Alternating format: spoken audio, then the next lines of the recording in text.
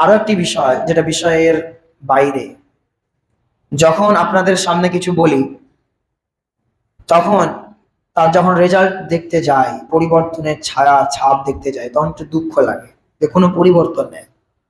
তবু এর ফাঁকের মধ্যে যখন অনেক মানুষের মধ্যে একজন দুজন পরিবর্তন হয়ে যায়, তখন অনেক শান্তি আসে যে না, আল্লাহ তাআলার বান্দা এবং আল্লাহ তাআলার রাস্তায় আসার মতো মানুষ এখনো বেঁচে আছে, আলহামদুলিল্লাহ।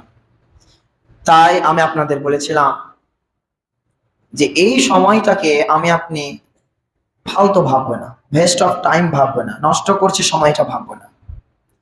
ভাববো যে আমরা এখানে এসে, যদিও আমি 100%-এর মধ্যে 10% নিয়েছি, তবু আমি নিতে তো পেরেছি, আলহামদুলিল্লাহ। এইরকম চিন্তাধারা চেতনা নিয়ে আমাদের এই আল্লাহ তাআলার ঘরে আসতে হবে, খালি মাথায় বসতে হবে এবং যতটুকু পারা যায় শ্রবণ করার পর সে অনুযায়ী আমাদের আমল করার চেষ্টা করতে হবে। চেষ্টা করবো তো নাকি ইনশাআল্লাহ। আমি আজকে আপনাদের সামনে একটি অতীব গুরুত্বপূর্ণ বিষয় নিয়ে আলোকপাত করতে চলেছি এবং আশা রাখি, আকাঙ্ক্ষা রাখি যে প্রত্যেকটা বিষয় আপনাদের সামনে আমি ধারাবাহিকভাবে তুলে ধরার চেষ্টা করব, যেন আমার মুসল্লিদের এটা মনে হয় যে আমি বক্তব্য শুনে সব বিষয় মোটামুটি জ্ঞান রাখতে পেরেছি।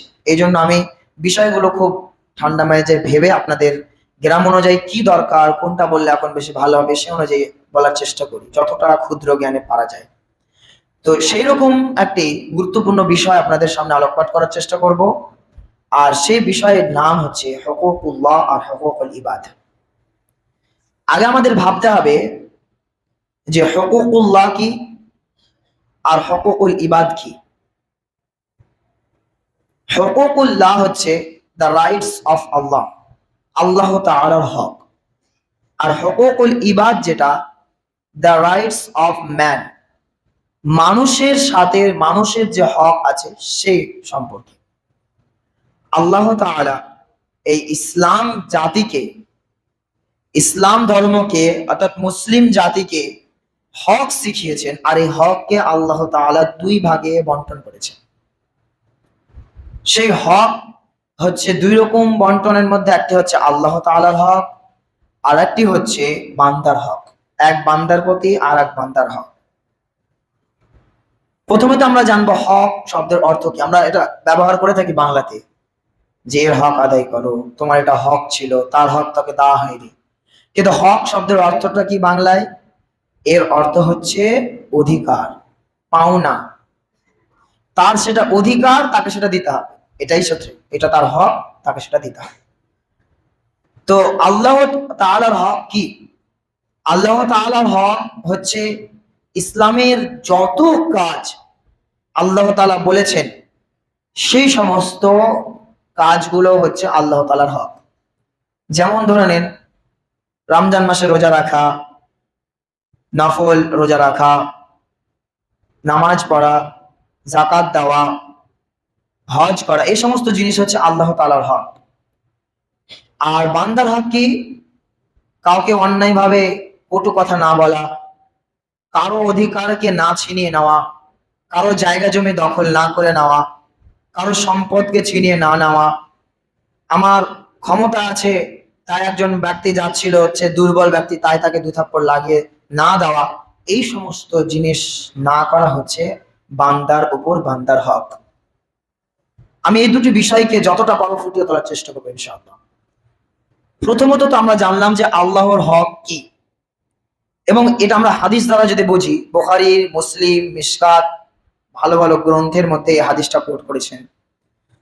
মুহাম্মদ সাল্লাল্লাহু আলাইহি সাল্লাম একদিন সফর করছিলেন একটা গাধার উপরে বসে, খচ্চরের উপরে বসে, আর পিছনে ছিলেন মুআজ বিন জাবাল রাদিয়াল্লাহু তাআলা আনহু। তো মুহাম্মদ সাল্লাল্লাহু আলাইহি সাল্লাম বলছেন, ইয়া মুআজ বিন জাবাল, হে মুআজ বিন জাবাল। মুআজ বিন জাবাল বলছেন, লাব্বাইক ইয়া রাসূলুল্লাহ। আবার কিছুক্ষণ পর আবার বলছেন, ইয়া মুআজ বিন জাবাল। আবার মুআজ বিন জাবাল বলছেন, লাব্বাইক ইয়া রাসূলুল্লাহ। আবার মুহাম্মদ সাল্লাল্লাহু আলাইহি সাল্লাম কিছুক্ষণ যাওয়ার পর বলছেন, ইয়া মুআজ। তিনি বললেন আবার, লাব্বাইক ইয়া রাসূলুল্লাহ। আমি আপনি জানি যখন মোহাম্মদ সাল্লাল্লাহু আলাইহি সাল্লাম কোনো কথা, গুরুত্বপূর্ণ কথা বলতেন তখন 3 বার বলতেন। এটা মোহাম্মদ সাল্লাল্লাহু আলাইহি সাল্লাম একটা চারিত্রিক ব্যাপার ছিল, মানে তিনার এটা কৌশল ছিল মানুষকে বোঝানোর বা শেখানোর, এবং মানুষরা বুঝে নিত যে এখন কিছু একটা গুরুত্বপূর্ণ কথা বলছে। তো মোহাম্মদ সাল্লাল্লাহু আলাইহি সাল্লামকে যখন বললেন যে আমি আপনার খিদমতে রাজি আছি হে আল্লাহ রাসূল, আপনি বলে ফেলুন, তখন 3 বার বলার পর মোহাম্মদ সাল্লাল্লাহু আলাইহি সাল্লাম বলছেন হাল তাদরি মা হাক্কুল্লাহ ওয়া হাক্কুল ইবাদ, তুমি কি জানো আল্লাহর হক কি এবং বান্দার হক কি? তখন সাহাবা বলছেন, মুআজ বিন জাবাল বলছেন আ'লামু ওয়া রাসূলুল্লাহ আল্লাহু তাআলা ওয়া রাসূলুল্লাহ সাল্লাল্লাহু আলাইহি ওয়াসাল্লাম, আল্লাহ তাআলা এবং আল্লাহর রাসূলও ভালো জানেন। তখন মুহাম্মদ সাল্লাল্লাহু আলাইহি ওয়াসাল্লাম বলছেন যে বান্দার প্রতি আল্লাহর হক হচ্ছে এটাই যে আল্লাহ তাআলা কোনো মানুষকে আযাব দেবেন না যদি তার সাথে শিরক না করে, তাকে ছাড়া অন্য কারো ইবাদত না করে। আর আল্লাহ তাআলা শিখিয়ে দিয়েছেন রাসূল সাল্লাল্লাহু আলাইহি ওয়াসাল্লামকে, রাসূল সাল্লাল্লাহু আলাইহি ওয়াসাল্লাম বলছেন আর বান্দার হক কি তুমি কি জানো? তো সাহাবাকে বলছেন মুহাম্মদ সাল্লাল্লাহু আলাইহি ওয়াসাল্লাম যে বান্দার হক হচ্ছে আল্লাহর প্রতি কি আইয়াবুদুল্লাহি তাআলা ওয়া লা ইউশরিকু বিহি শাইআ, একজন ব্যক্তি আল্লাহর প্রতি তার হক কি যে সে আল্লাহ তাআলা ছাড়া কারো উপাসনা করবে না, কারো ইবাদত করবে না, আর তার সাথে কাউকে শিরকও করবে না, এবং শুধুমাত্র আল্লাহ তাআলারই ইবাদত করবে। খুব সুন্দরভাবে আল্লাহর রাসূল সাহাবাকে শিখিয়ে দিলেন। তাহলে আমরা এটা থেকে একটা জিনিস বুঝতে পারছি যে আল্লাহর হক মানে হচ্ছে আল্লাহর ইবাদত করা। এবার আসুন, আল্লাহর ইবাদত করাতে যদি আমি আপনি কিছু একটা কমতি করে দিই, যেমন রমজান মাসে রোজা রাখলাম না, বড় একটা গুনাহ, নামাজ পড়ছি না, বড় একটা গুনাহ, জাকাত দেওয়ার সম্পদ আমার কাছে আছে তবু আমি জাকাত দিচ্ছি না, হজ করার টাকা পয়সা আছে তবু আমি করছি না, বড় বড় এই সমস্ত গুনাহ, তবুও যদি আল্লাহ তাআলা যদি চান, ইল্লা মাশা আল্লাহ, যদি আল্লাহ তাআলা চান তাহলে এই ভুলের কিন্তু কি আছে, ক্ষমা আছে। তার জন্য আল্লাহকে রাজি করাতে হবে এমন কাজ দিয়ে, হয়তো আল্লাহ তাআলা সেই কাজটার জন্য রাজি হওয়ার কারণে এই সমস্ত গুনাহগুলো আপনার মাফ করে দিলেন যদি আল্লাহ চান। যেহেতু আপনাদের সামনে আমি নামাজ সম্পর্কে বিস্তারিত আলোচনা করেছি যে কি করতে হবে কি করতে হবে না করলে আর পরিণত কি, তো নামাজ রোজা এই সমস্ত বড় বড় গুনাহ না করলে তবুও যদি আল্লাহ তাআলা চান, যেহেতু আল্লাহ তাআলার এগুলো হক, আল্লাহ তাআলা কিন্তু মাফ করে দিবেন। কিন্তু বান্দার হক আল্লাহ তাআলা কখনোই মাফ করবেন না। আল্লাহ তাআলার হক আমরা জানি, যেমন আমরা ছোটবেলা থেকেই জানি লা ইলাহা ইল্লাল্লাহ, আল্লাহ ছাড়া কারো উপাস্য নেই, আল্লাহ ছাড়া কোনো উপাস্য নেই, সত্য কোনো মাবুদ নেই, এটাই হচ্ছে আল্লাহ তাআলার হক। এবং আমরা প্রতিনিয়ত বলে থাকি ইয়াকা না'বুদু ওয়া ইয়াকা নাস্তাঈন, আমরা তোমারই ইবাদত করি আর তোমার ছাড়া কারো কাছে আমরা সাহায্য প্রার্থনা চাই না, তোমার কাছেই চাই। এগুলোই হচ্ছে আল্লাহ তাআলার হক।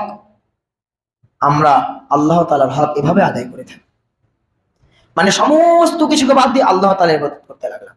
তারপরেও যদি ছোট বড় কিছু ভুল হয়, আল্লাহ তাআলার হকের মধ্যে কোনো কিছু কমতি আমরা করে দিই, আল্লাহ তাআলা বলছেন আমি যদি চাই তোমাদের এর ক্ষমা আছে। আমরা উদাসীন কিসের প্রতি? বান্দার হকের প্রতি, অথচ এটা একটা মারাত্মক একটা ভুল। এক বান্দার হক নষ্ট করা কত বড় যে ভুল আপনাকে আমি এটাই বোঝাবো।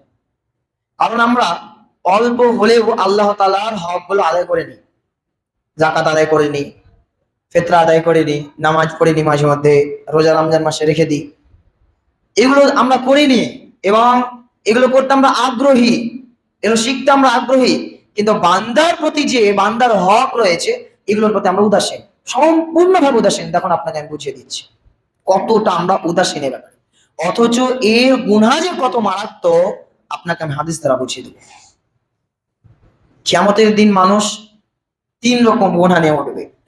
একরকম গুনাহ হচ্ছে আল্লাহ তাআলা চাইলে মাফ করে দিবেন, আর একরকম গুনাহ হচ্ছে আল্লাহ তাআলা তাকে কিছু আযাব দেওয়ার পরে তারপর মাফ করবেন, আর আরেক রকম গুনাহ হচ্ছে আল্লাহ তাআলা কখনোই মাফ করবেন না, আর সেটাই হচ্ছে হুকুকুল ইবাদ, বান্দার প্রতি বান্দার হক নষ্ট করা।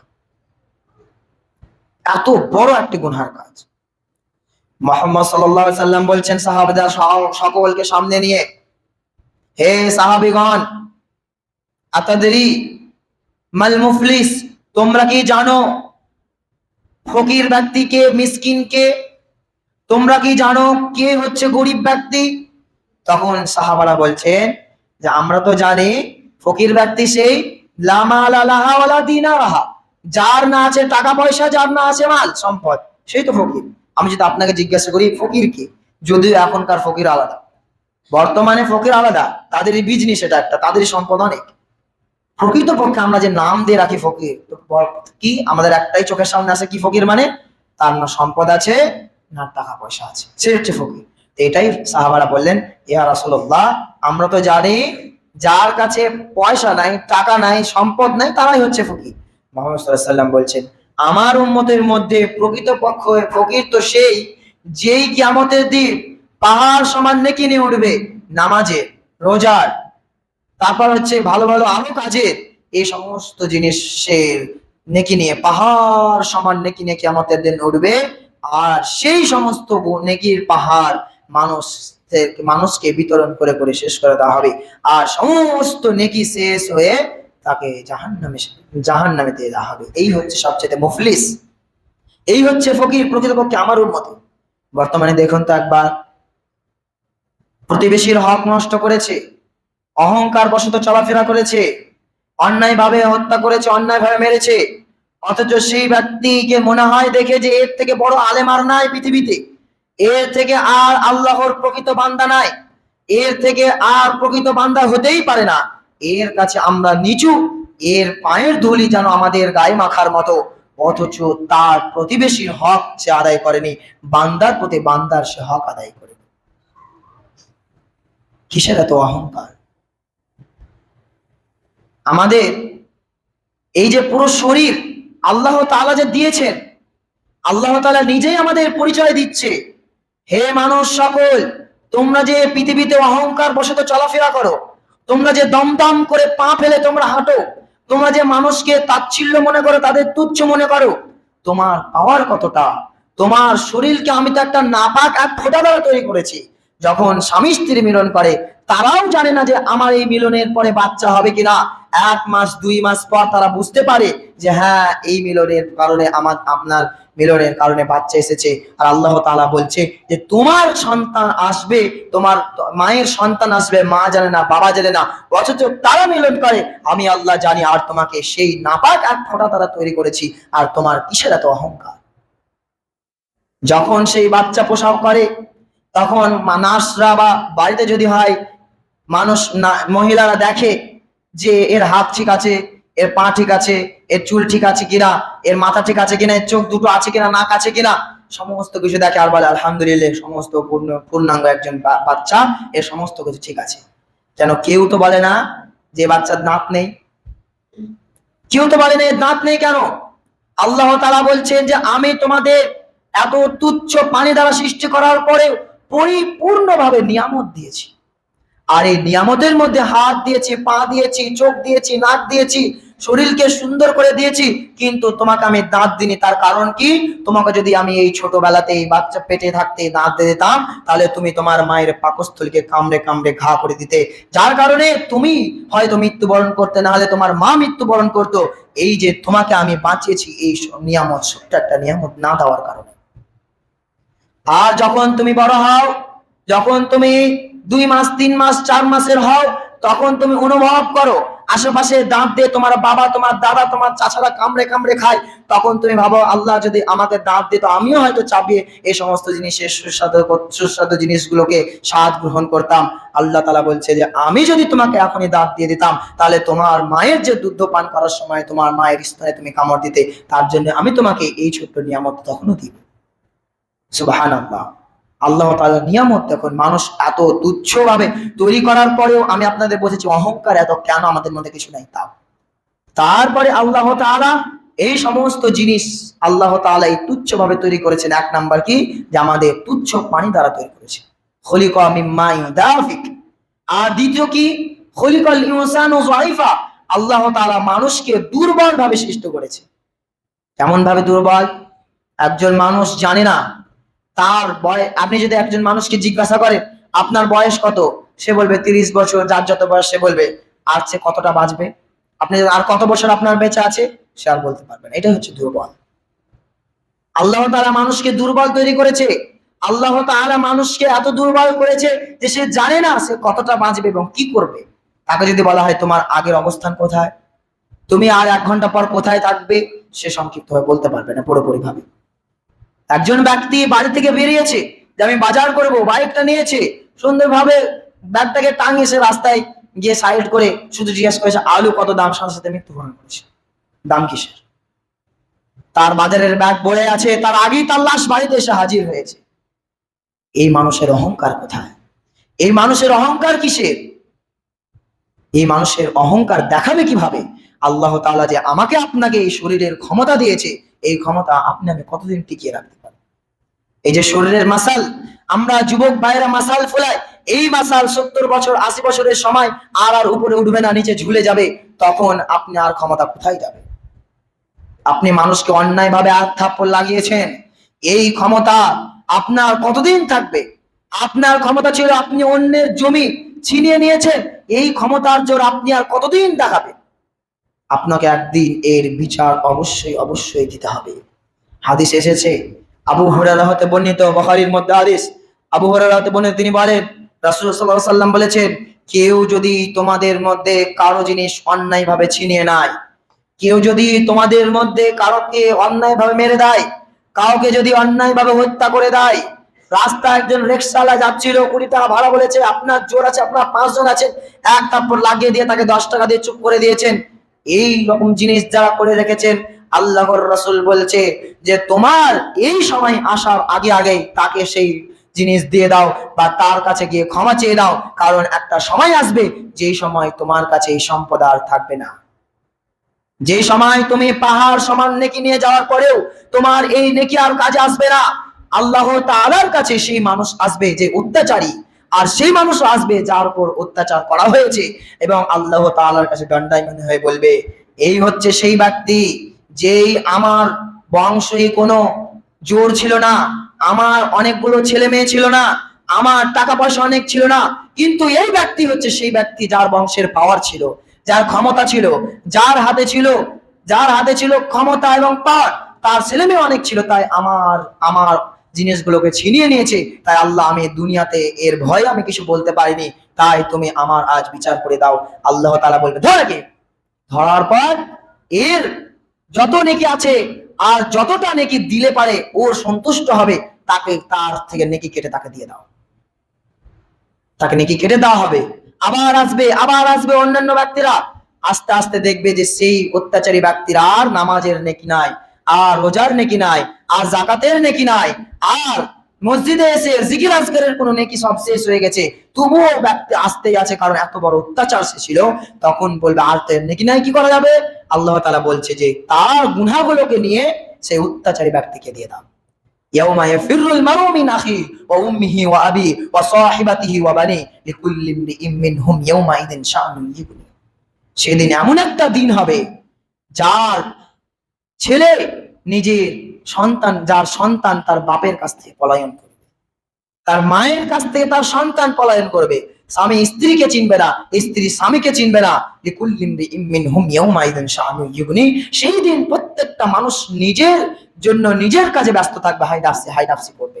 তার জন্য সেই দিন কেউ কাউকে ছাড়বে না। আবার মানুষ এসে বলবে হে আল্লাহ, আমি দুনিয়াতে এর আমি বিচার করতে পারিনি, কারণ তারা 5 জন মিলে এসে আমাকে মেরেছিল, আমি তাকে ভয় মারতে পারিনি। আজ আল্লাহ তাকে আমি মারবো না, আমার আজকের সবচেয়ে পাওনা যেটা নেকি তা আমার নেকি দিয়ে দান, আজ যদি নেকি না থাকে আমার গুনাহ তাকে চাপিয়ে দাও। এইভাবে হুকুকুল ইবাদের আল্লাহ তাআলা বিচার করবেন। তাই সাবধান, এখনো যারা কাউকে অন্যায় ভাবে কটু কথা বলেছে, এখনো যারা কারো মাল সম্পদ ছিনিয়ে নিয়েছেন, জুমার নামাজের পরে পরে গিয়ে তার কাছে ক্ষমা চাইতে হবে। এটাই হচ্ছে বাস্তবতা, এর কোনো রেহাই নাই। আল্লাহ তাআলা নিজে বলেছেন আমি এর গুনাহ মাফ করব না। আল্লাহ তাআলা নিজের প্রতি অত্যাচার কখনো নন, আর আল্লাহ তাআলা হাক্কুন, আল্লাহ তাআলার ওয়াদা হচ্ছে সত্য। আল্লাহ তাআলা যদি মাফ করে দেন তাহলে নিজের প্রতি আল্লাহ তাআলা মিথ্যা হবে। তা আল্লাহ তাআলা কখনোই স্বপ্নেও ভাববেন না যে তার গুনাহ হয়তো আমি যেভাবে হোক মাফ করে নেব। এমনও এই হুকুকুল ইবাদ সম্পর্কে বলতে গিয়ে বহু আলেমগণ এমনও বলে থাকেন যে মাপ হবে না বলতে গিয়ে, যে কোনো যদি ব্যক্তি কারো কিছু অংশ, কিছু অল্প পরিমাণ টাকা মেরে নিয়ে যায় আর সে হজ করে সেই বাইতুল্লাহর গিলাফ ধরে যদি কান্না করে যে আল্লাহ আমাকে মাফ করে দাও, আল্লাহ তাআলা বলবেন আমি আল্লাহ এটা কখনোই করতে পারি না। কারণ আমি তোমাকে যুগে যুগে কালে কালে মানুষ পাঠিয়ে বলে দেওয়া হয়েছে, শিখিয়ে দিয়েছি যে হুকুকুল ইবাদ হচ্ছে মোস্ট ইম্পর্টেন্ট এন্ড ভাইটাল বিষয়টা। এটা তোমাকে আমাকে এটা থেকে মাপ চাইতে হবে, আর এটার জন্য তোমাকে আমি বলে দিয়েছিলাম কোনো মাপ নাই। তাই তোমাকে দুনিয়াতে থাকতেই, সেই জীবিত থাকতেই বা তার সেই করুণ পরিস্থিতি আসার আগে আগেই তোমাকে তার কাছ থেকে ক্ষমা চেয়ে নিতে হতো। তুমি করনি, তুমি ধোকায় থেকেছো, তুমি ভেবেছো যে বেশি বেশি সাদকা করে আমি তার মাপ করে নেব, কারণ আমাদের লজ্জা লাগে। আমি বুঝতে পেরেছি আমি ভুল করেছি, কিন্তু আমার লজ্জা হয় আমি তাকে মেরেছি, আমি তাকে অন্যায় ভাবে কথা বলেছি, তাহলে আমি কিভাবে তার কাছে মাপ চাইতে না মাপ চেয়ে যেতে পারি। তবে এই লজ্জা, এই ভয় সেভাবে দূর করতে হবে যেভাবে আপনি সাহস করেছিলেন। আল্লাহ তাআলা বলছেন যে তুমি যে রাস্তায় এভাবে অন্যায় করে বেড়াচ্ছ, অহংকার দেখিয়ে বেড়াচ্ছ, এই দুনিয়ায় কার? লিল্লাহি, আল্লাহ তাআলার এই সমস্ত ওমা ফিহা, এর মধ্যে যা কিছু আছে সমস্ত কিছু আল্লাহ তাআলা। তাই আল্লাহ তাআলা বলছেন যে কিয়ামতের দিন সাত শ্রেণীর ব্যক্তিকে ছায়া, আরশের ছায়ায় ছায়া দেওয়া হবে। তার মধ্যে ইমামুন আদিলুন, ন্যায় বিচারককারী এসেছে। অর্থাৎ আল্লাহ তাআলা প্রথম থেকেই অহংকার ব্যক্তিকে পছন্দ করেন না। অনেক বিষয় আছে, আমি বলবো না, এখনই শেষ করে দেব। আমরা আদ জাতিকে আমরা চিনি, আদ জাতির হয়তো নাম শুনেছি। একজন আদ জাতি ছিল, তারা ছিল লম্বা চওড়া, তাদের এত শক্তি আল্লাহ দিয়েছিলেন, তারা পাথর হাত দিয়ে ভেঙে বাড়ি তৈরি করে নিতেন। এবং তাদের এই যে ক্ষমতার জন্য তারা অহংকার করে রাস্তায় চলাফেরা করত, এত জোরে জোরে পা ফেলতো যেন মাটিতে তারা পা যেন ঢুকে যাবে, তার অহংকারের সাথে। তার জন্য আল্লাহ কি করেছে, অহংকার ব্যক্তি কখনোই পছন্দ করে না।